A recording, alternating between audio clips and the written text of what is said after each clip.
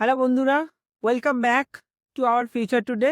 দেখো, আজকে আমরা ওই আগের দিন যে পরমাণু গঠনের ফার্স্ট পার্টটা পড়েছিলাম, আজকে তো সেকেন্ড পার্টটা আমরা পড়বো। দেখো, আগের দিনের আমরা একটু রিক্যাপ করে নিই। আগের দিন আমরা কি জেনেছিলাম যে কোনো একটা ভারী নিউক্লিয়াস থেকে যে বিভিন্ন ধরনের তোমার রশ্মি বেরিয়ে আসছিল, তাই তো? এবং সেখানে আমরা 3 ধরনের রশ্মি দেখেছিলাম। কি কি দেখেছিলাম? ফার্স্ট আলফা, 2 বিটা এবং 3 গামা, তাই তো? এই যে রশ্মিগুলো বেরিয়ে আসছিল সেগুলো বিভিন্ন রকমভাবে আলোচনা আমরা করেছিলাম। তোমরা চাইলে আরের ভিডিওটা একবার রিক্যাপ করে নিতে পারো। দেখো, আজকে আমরা পড়বো হচ্ছে যে তেজস্ক্রিয় সক্রিয়তা। তেজস্ক্রিয় সক্রিয়তা এটা কি জিনিস?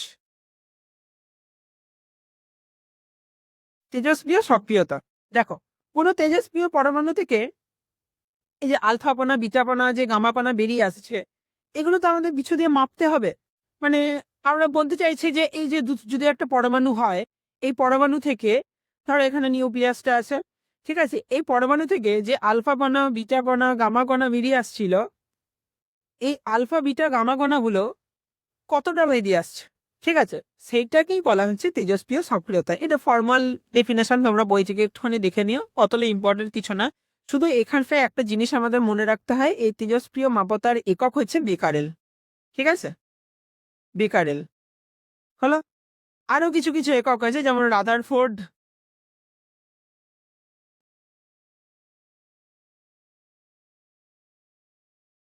আছে, আরো কিছু একক আছে 20, ঠিক আছে।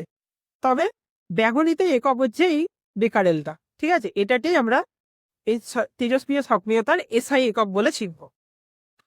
আচ্ছা দেখো, কিছুটা তেজস্ক্রিয়তার ব্যবহার দেখা যান। এই তেজস্ক্রিয়তা কোথায় আমরা ব্যবহার করব? তো ফার্স্ট ব্যবহার হচ্ছে চিকিৎসা ক্ষেত্রে, বিপুল ব্যবহার। দেখো, চিকিৎসা ক্ষেত্রে তেজস্ক্রিয় কোন কোন আইসোটোপ গুলো ব্যবহার করা হয়? ফার্স্টে আসছে ফসফরাস 3215। এটা কোথায় ব্যবহার করা হয়? মস্তিষ্কের টিউমার সারানোর জন্য ব্যবহার করা হয়ে থাকে। তারপর আসছে হচ্ছে কোবার 27।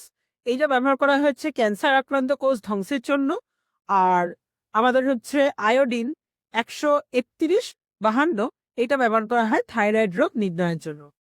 আচ্ছা দেখো, তেজস্ক্রিয়তার একটা বিপুল ব্যবহার আমরা চিকিৎসা ক্ষেত্রে দেখলাম। এছাড়াও তেজস্ক্রিয়তার মেন ব্যবহার হচ্ছে আমাদের তড়িৎ শক্তি তৈরিতে, ঠিক আছে, যে তেজস্ক্রিয় পরমাণু থেকে আমরা তড়িৎ শক্তি তৈরি করতে পারবো। এটা কিভাবে পারবো পরে আসছে। দেখো, কি কি পরমাণু এখানে কাজে লাগানো হয় তড়িৎ শক্তি তৈরি করার জন্য? একটা হচ্ছে ইউরেনিয়াম, একটা হচ্ছে প্লুটোনিয়াম, ঠিক আছে। তারপর দেখো, পৃথিবীর বয়স নির্ণয়তে এটা এখানে আমরা লেড 20682 ব্যবহার করে থাকি, এই তেজস্ক্রিয় আইসোটোপটা। আচ্ছা, কার্বন ডেটিং, এইটা খুব ইম্পর্টেন্ট কথা, যে কার্বন ডেটিংটা কি জিনিস, এটা তোমাদের 1 নম্বরের জন্য ছোট প্রশ্ন আসতে পারে। দেখো, কার্বন ডেটিংটা কি? এই যে আমরা মাটির নিচ থেকে যে পুরোনো আর্টিফ্যাক্ট গুলো তৈরি করি, আর্টিফ্যাক্ট গুলো তুলে আনি, এগুলো তো বয়স নির্ণয় করতে হয়। তো বয়স নির্ণয় করার জন্য এই কার্বন ডেটিংটা ব্যবহার করা হয়। দেখো, যেগুলো আমাদের প্রাচীন, যে যদি কোনো আমরা জীবদেহ যদি মাটির নিচে যাবা পড়ে থাকে, অবশ্যই জীবদেহতে কার্বন থাকে। তাহলে সেই কার্বনগুলোর থেকে কিরকম তেজস্ক্রিয়তা বেরিয়ে আসছে, সেইটা আমরা নির্ণয় করতে পারি এই কার্বন ডেটিং দ্বারা। তো এখানে কি কি আইসোটোপ গুলো ব্যবহার করতে পারি? কার্বন 12 6 আর কার্বন 14 6। এই কার্বন 14 6 আইসোটোপটা তেজস্ক্রিয় আইসোটোপ, ঠিক আছে। আচ্ছা, এছাড়াও এই তেজস্ক্রিয়তা না আমরা কৃষি ক্ষেত্রেও ব্যবহার করতে পারি। কৃষি ক্ষেত্রে কোন কোন মূল্য ব্যবহার করা হয়? জেডেন, তারপর হচ্ছে কপার, হ্যাঁ, এইসব জিনিসগুলো কৃষি ক্ষেত্রেও আমাদের ব্যবহার করা হয়ে থাকে। ব্যাস। আচ্ছা দেখো, এরপরে যে টপিকটা আমাদের চলে আসছে, সেটার নাম হচ্ছে ভর ত্রুটি। আচ্ছা, ভর ত্রুটিটা কি জিনিস? অর্থাৎ ভরের মধ্যে ত্রুটি, তাই তো? দেখো, ভালো করে দেখো, এই যে যদি এটা একটা পরমাণু নিউক্লিয়াস হয়, এই নিউক্লিয়াসের মধ্যে অনেকগুলো নিউট্রন আছেন, তাই না? অনেকগুলো প্রোটনও আছেন, তাই তো? এই যে প্লাস চিহ্ন, এগুলো হচ্ছে প্রোটন, তাই তো?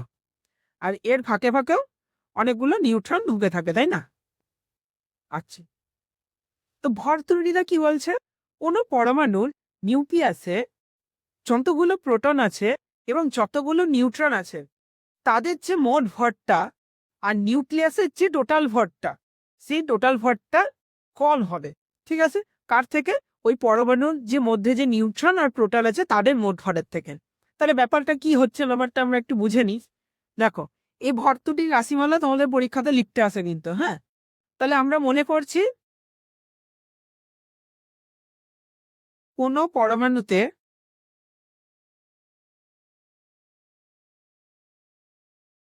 কোনো পরমাণুতে কোনো পরমাণু কোনো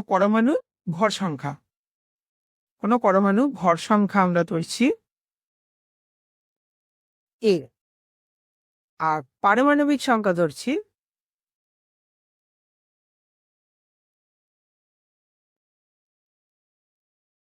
জেড। আচ্ছা, পারমাণবিক সংখ্যা জেড ধরি, তাহলে এটাই প্রোটন সংখ্যা হয়ে যাবে,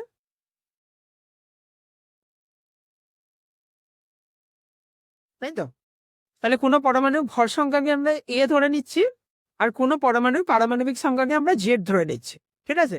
জেড মানে ওটাই হয়ে যাওয়া হলো প্রোটন সংখ্যা। তাহলে ওই পরমাণুর নিউট্রন সংখ্যা কত হবে?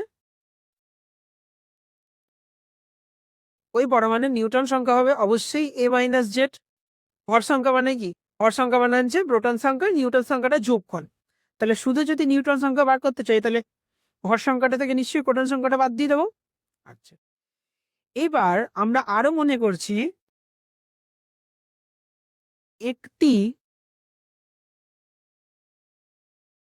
প্রোটনের ভর আমরা এম পি ধরে নিচ্ছি, ঠিক আছে? আর প্রোটন কতগুলো আছে? প্রোটন আছে হচ্ছে জেডটা। তাহলে জেড ডি প্রোটনের ভর কত হলো? জেড ইন্টু এমপি, তাই তো? আচ্ছা, আমরা একটা নিউট্রনের ভর ধরে নিচ্ছি, নিউট্রনের ভর এটা ধরে নিচ্ছি M N, N suffix N. তাহলে নিউট্রন কতগুলো আছে? এ মাইনাস জেড তে। এই নিউট্রনের ভর তাহলে কত হবে? A minus Z into M N. দেখো, এতখানি বোঝা গেছে। এইবার আমরা কি করছি, মানে নিউট্রন ও প্রোটনের মোট ভর কত হবে?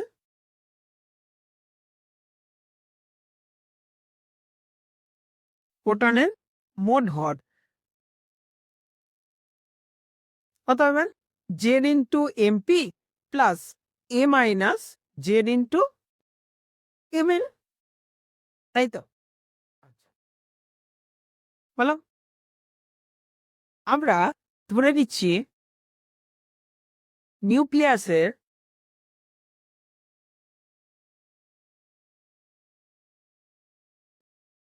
প্রকৃত ভর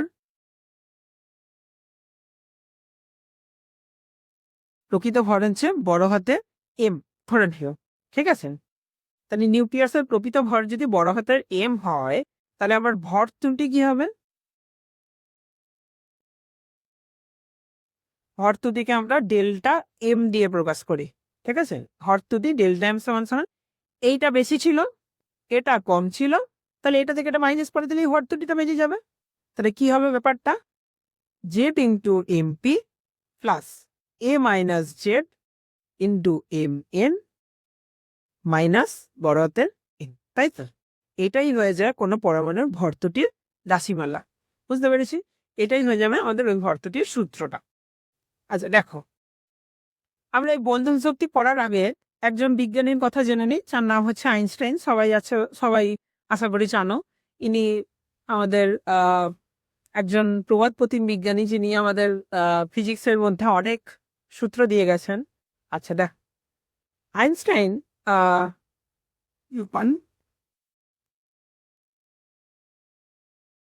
আচ্ছা দেখ, আইনস্টাইনের যে ভর শক্তি যে রূপান্তর সূত্রটা, সেটা কি? E is equal to M C square. এখানে ইটা কি? শক্তি, এমটা কি? ভর, আর সি স্কোয়ারটা কি? সিটা হচ্ছে আলোর বেগ, তাই তো? তা আইনস্টাইন এই ভর শক্তির যে রূপান্তর সূত্রটা দিয়েছেন, সেই সূত্রটা থেকে আমরা বন্ধন শক্তির সূত্রটা বার করতে পারি। তাহলে বন্ধন শক্তি এটা সমান সমান হয়, এই বন্ধন শক্তিটাকে যদি আমরা ডেল্টা ই দিয়ে প্রকাশ করি, সেটা সমান সমান হয় delta M into C square. এই ডেল্টা এমটা কি আমরা আগেই করলাম? এই ডেল্টা এমটা হচ্ছে ভর ত্রুটি, তাই না? এই ডেল্টা এমটা কি? ভর ত্রুটি, তাই তো? তাহলে আমরা দেখতে পাচ্ছি যে যতটা ভর আমাদের কমে যাচ্ছে, মানে একটা নিউক্লিয়াসের মধ্যে যতটা ভর কমে যাচ্ছে, সেই ভরটাই রূপান্তরিত হয়ে যাচ্ছে কিসে? বন্ধন শক্তিতে। সেই রূপান্তরিত হয়ে যাচ্ছে কিসে? বন্ধন শক্তিতে। তাই এর নাম বন্ধন শক্তি কেন হলো? কারণ হচ্ছে গিয়ে ওই যে নিউক্লিয়াসের মধ্যে যে প্রোটন আর নিউট্রন গুলো ছিল, এই যে প্রোটন আর নিউট্রন গুলো আছে, এদের মধ্যে তো কিছু জোরে এদের মধ্যে এগুলোকে একসাথে ধরে রাখার জন্য তো কিছু তো শক্তি লাগবে। তো সেই শক্তিটাই হচ্ছে বন্ধন শক্তি। বুঝতে পারলাম? দেখো, একটা রিলেশনকে টিকিয়ে রাখার জন্য যেমন শক্তি দরকার, ঠিক সেমনই এইটাই হচ্ছে সেই বন্ধন শক্তিটা। বুঝতে পারলাম?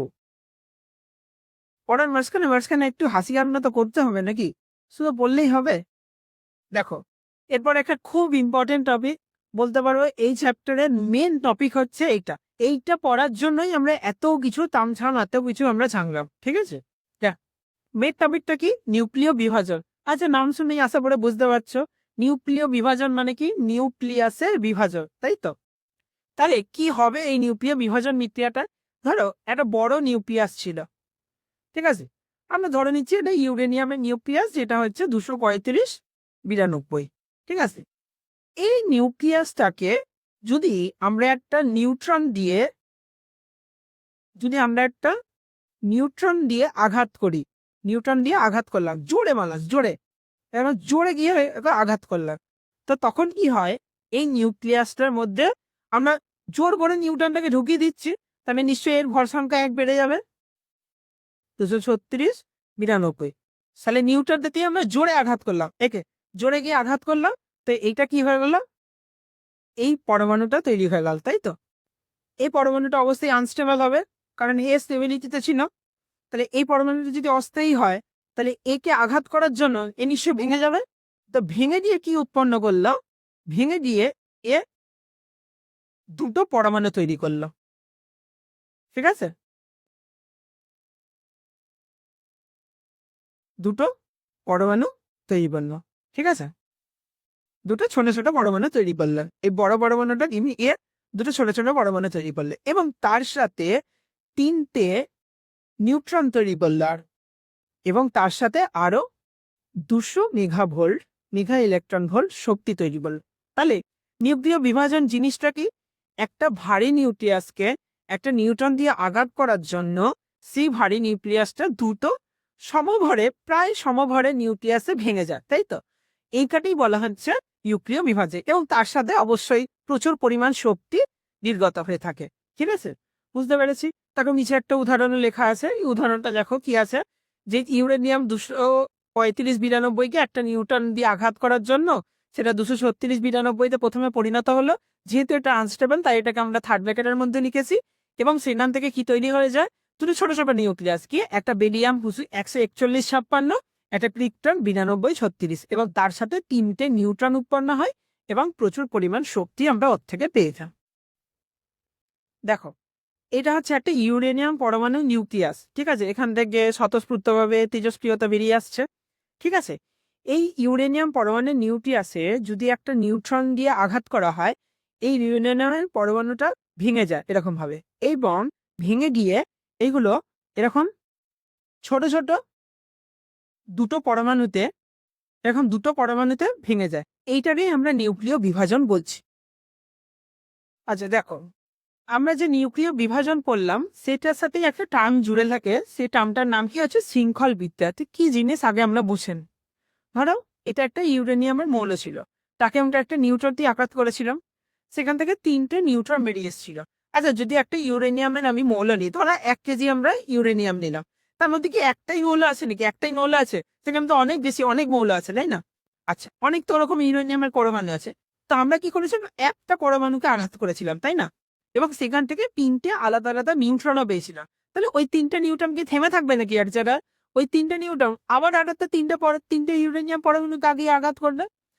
তা 3টে আলাদা আলাদা ইউরেনিয়াম পরমাণুকে গিয়ে আঘাত করার জন্য প্রত্যেকটার জন্য আবার আলাদা আলাদা 3টে করে নিউট্রন উৎপন্ন হবে, ঠিক আছে? হ্যাঁ, সেই 3টে করে নিউট্রন গুলো আবার 3টে করে ইউরেনিয়ামকে গিয়ে আঘাত করবে।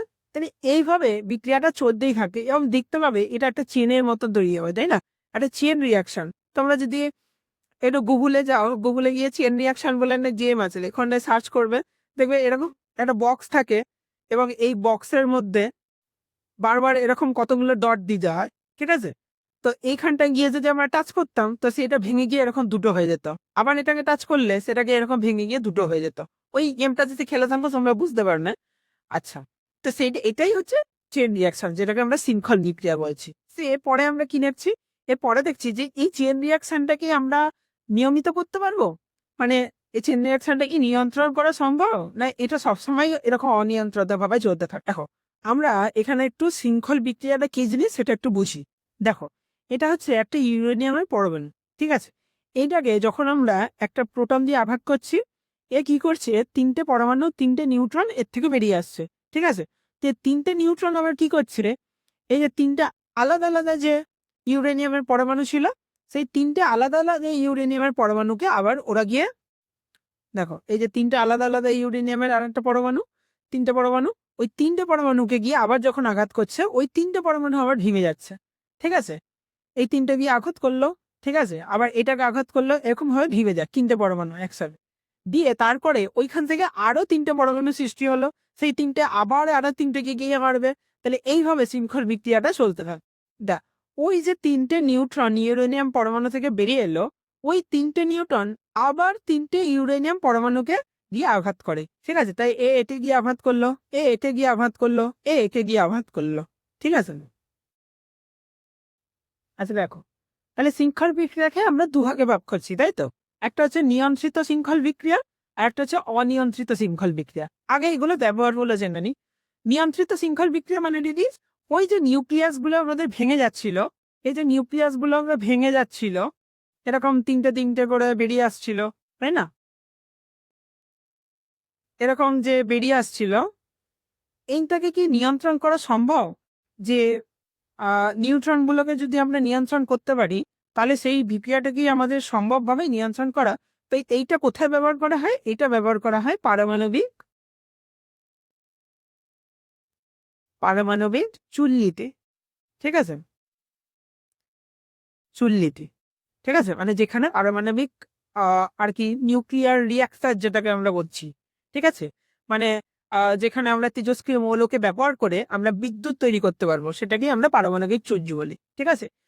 আচ্ছা, তোমরা একটা জিনিস কথা বলো, যে এই নিউক্লিয় বিক্রিয়াটাকে তো আমরা থামাতে পারছি না, তা আমরা কোনটাকে যদি নিয়ন্ত্রণ করি তাহলে সেটা একটা নিয়ন্ত্রিত শৃঙ্খল বিক্রিয়া হয়ে যাবে। তো আমরা কি নিয়ন্ত্রণ করতে পারবো? আমরা কি পরমাণুগুলোকে নিয়ন্ত্রণ করতে পারবো? পারবো না, অবশ্যই পারবো না। তো কোনটাকে আমরা নিয়ন্ত্রণ করতে পারি? এই যে নিউট্রনের যে গতিগুলো, এই যে নিউট্রনগুলো বেরিয়ে আসছিল, ঠিক আছে, এই নিউট্রনের গতিটাকে আমরা নিয়ন্ত্রণ করতে পারি, ঠিক আছে? তো এই নিউট্রনের যে গতিটা, সেটাকে নিয়ন্ত্রণ করার জন্য একটা জিনিস ব্যবহার করা হয়, তার নাম হচ্ছে মডারেটর। মডারেটর। তো কি ব্যবহার করা হয় মডারেটরের জন্য? ভারী জল, ডিজো গ্রাফাইট,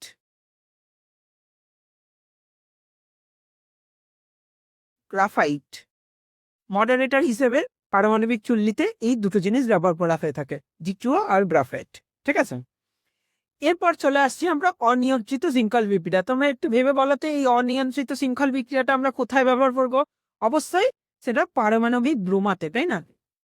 পারমাণবিক বোমাতে, তাই তো?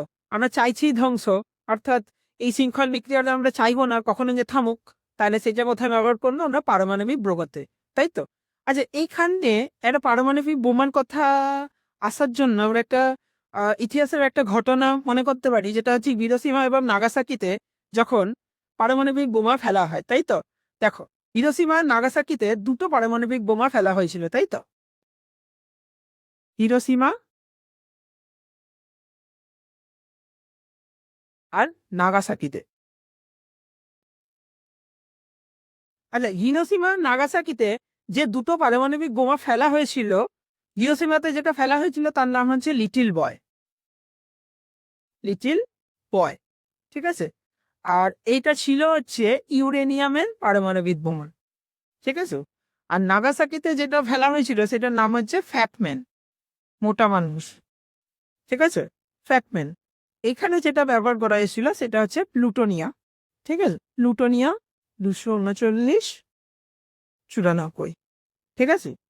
এই দুটো পারমাণবিক বোমার ওখানে ফেলা হয়েছিল। সব কোশ্চেনের জন্য ইম্পর্টেন্ট না, অতটাও বেশি আমাদের জানার দরকার নেই এটা। তা শুধু এইটুকু জানলেই হবে যে আমাদের শৃঙ্খল বিক্রিয়াগুলো কোথায় ব্যবহার করা হয়। একটা হচ্ছে পারমাণবিক চুল্লিতে, আর একটা হচ্ছে পারমাণবিক বোমা তৈরিতে। আচ্ছা দেখো, আমরা যেমন নিউক্লিয় বিভাজন পড়লাম, তেমন আরেকটা টপিক হচ্ছে নিউক্লিয় সংযোজন। আচ্ছা, নিউক্লিয় সংযোজন কি? অবশ্যই নিউক্লিয় বিভাজনের মতনই নিউক্লিয় বিভাজনে কি হচ্ছিল, ভেঙে যাচ্ছিল। তাহলে নিউক্লিয় সংযোজন, সংযোজন মানে যোগ করা। তাহলে এখানে আমাদের দুটো পরমাণু মিলে একটা ভারী পরমাণু তৈরি করবে অবশ্যই। তাহলে ফর্মাল ডেফিনেশন কি হবে?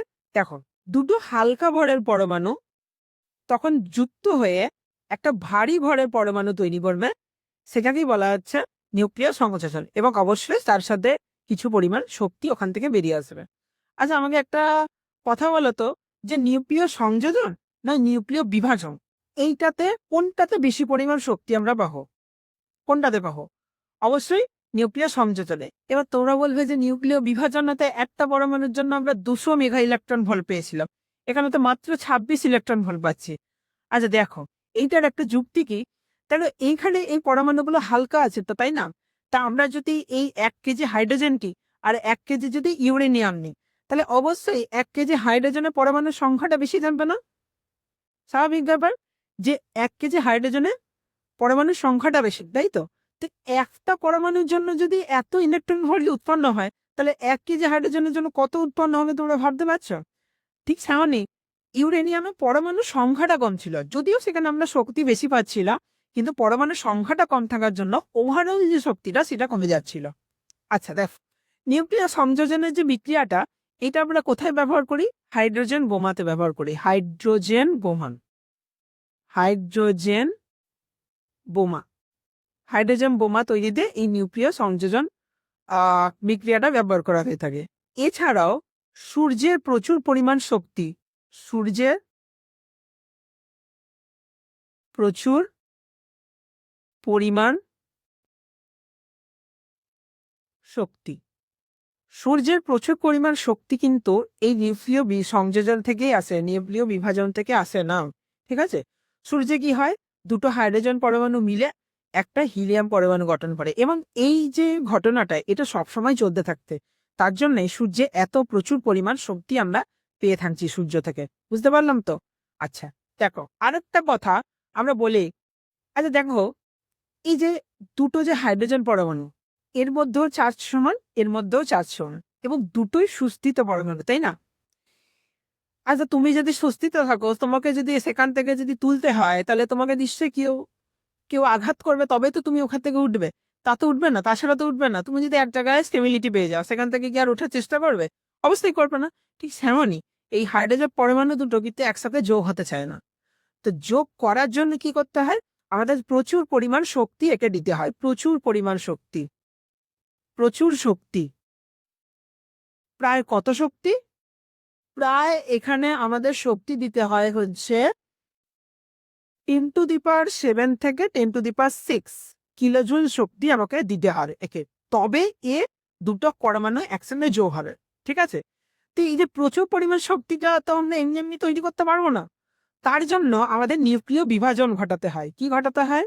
নিউক্লিয় বিভাজন, নিউক্লিয় বিভাজন। প্রথমে নিউক্লিয় বিভাজন ঘটিয়ে এই শক্তিটাকে তৈরি করা হয়, তারপরে নিউক্লিয় সংযোজন ঘটে। ঠিক আছে? তাহলে এই প্রশ্নটা তোমাদের পরীক্ষাতে আসে মাঝে মাঝে, যে নিউক্লিয় সংযোজন ঘটানোর আগে নিউক্লিয় বিভাজন কেন ঘটানো হয়? তাহলে এইটাই হচ্ছে তার কারণ। আশা করি তোমরা বুঝতে পেরেছো সব। আচ্ছা দেখো, আমাদের হচ্ছে লাস্ট যে টপিকটা, সেটা হচ্ছে নিউক্লিয় সংযোজন আর নিউক্লিয় বিভাজনের পার্থক্য। দেখো, দুটো হালকা ভরের নিউক্লিয়াস, একটা হচ্ছে এইটা আর একটা হচ্ছে এইটা। ঠিক আছে? এই দুটো হালকা ভরের নিউক্লিয়াস ধরলাম হাইড্রোজেন পরমাণুর নিউক্লিয়াস। ঠিক আছে? এই হাইড্রোজেন পরমাণুর নিউক্লিয়াস দুটো যখন আমরা পাশাপাশি আনছি, পাশাপাশি এনে এটা যখন সংযুক্ত হয়ে যাচ্ছে, দুটো একসাথে মিলে একটা বড় নিউক্লিয়াস গঠন করছে। ঠিক আছে? এই বড় নিউক্লিয়াসটা হচ্ছে একটা হিলিয়াম পরমাণুর নিউক্লিয়াস, এবং এখান থেকে দেখতে পাচ্ছেন আমরা প্রচুর শক্তি এখান থেকে বিকিরিত হচ্ছে। আচ্ছা দেখ, নিউক্লিয় সংযোজনে কি হয়? তাহলে 1 নম্বর পার্থক্য কি হবে? নিউক্লিয় বিভাজনে কি হবে? ভেঙে যাবে অবশ্যই। তাহলে ভারী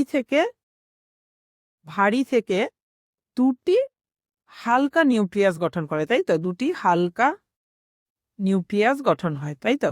নিউক্লিয়াস গঠন হয়, তাই না? আর নিউক্লিয়াস সংযোজনে কি হবে? নিউক্লিয়াস সংযোজনে হবে হচ্ছে হালকা নিউক্লিয়াস থেকে হালকা দুটি হালকা নিউক্লিয়াস থেকে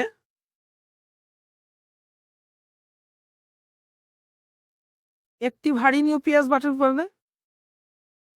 একটি ভারী নিউক্লিয়াস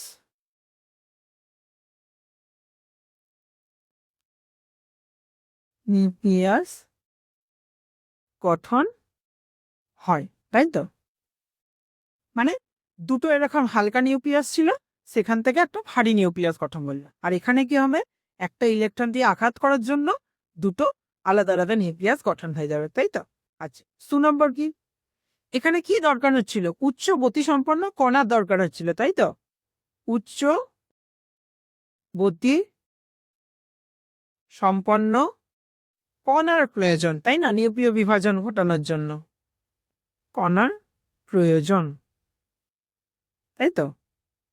আর নিউক্লিয় সংযোজন ঘটানোর জন্য কি হবে? প্রচুর শক্তির প্রয়োজন, তাই তো? প্রচুর শক্তির প্রয়োজন।